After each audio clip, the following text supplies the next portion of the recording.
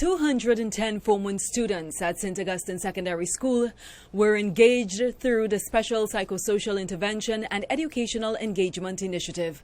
Policy and Community Support Director at the National Security Ministry, Zahir Ali, says it was to supplement the police assistance the school has been receiving in a bid to treat with indiscipline and delinquency. The intended effect is that what was learned will be passed on. When you look at 210 students, you're looking at minimum 210 parents, if not more. You're looking at impacting a community, you're looking at impacting a nation. What would have been some of those engagements and what would they have looked like? Beautiful question. And today, let me take it from the TTPS and the psychiatrist, Dr. Varma Dialsing. We dealt with the consequences and impact of dangerous drugs. And importantly here, also substance having a similar effect. He says this must also be followed up with the necessary psychosocial interventions as the issue is becoming more and more prevalent among the general student population. And I think I'll take this opportunity to make a very strong call from a legislative context to strengthen our response in relation to this issue of vaping. And Ali expounds. I would like to see in the Children's Act in particular, if not other legislation, expressly indicating the prohibition of vaping in the schools.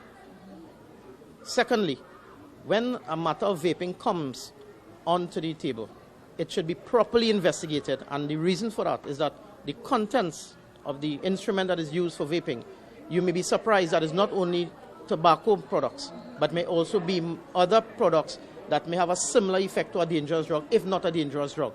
Psychiatrist Dr. Varma Dialsing highlights the seriousness of drugs in the nation's schools. Mollies were in school, marijuana in school, brownies in school. Even those children now, they're looking at the codeine and they mix the cough mixtures with Sprite and bring it in schools and share it. So we have to show them the danger. And part of the process is to show them the danger. And when they think vaping is not harmful, we have to show them popcorn lungs. 18-year-old can't make 6 feet without getting shot. We have to instill that. The students were also taught about self-expression, such as managing their emotions and having empathy, including towards their parents. UB psychology lecturer Dr. Christine Descartes says it is also important for parents to empathize with their children and self-reflect on where they were at when they were navigating their pre-adult years. She states that problems for the present generation are compounded by social media influence. So things like the drugs that they see persons taking maybe on social media, the music that they are exposed to, also to the images in terms of the girls when they see, and even men too, or young boys, they see certain men looking a certain way and, trying to fit in. And as the Lucero community is rocked by the brutal murder of 12-year-old Mercedes Lane, Ali has this to say. And I want to send condolences to the family of that 12-year-old and all other children who may have met their demise through crime and criminality. These engagements, we want to dedicate these engagements to those children. Those children passing should not go unlooked.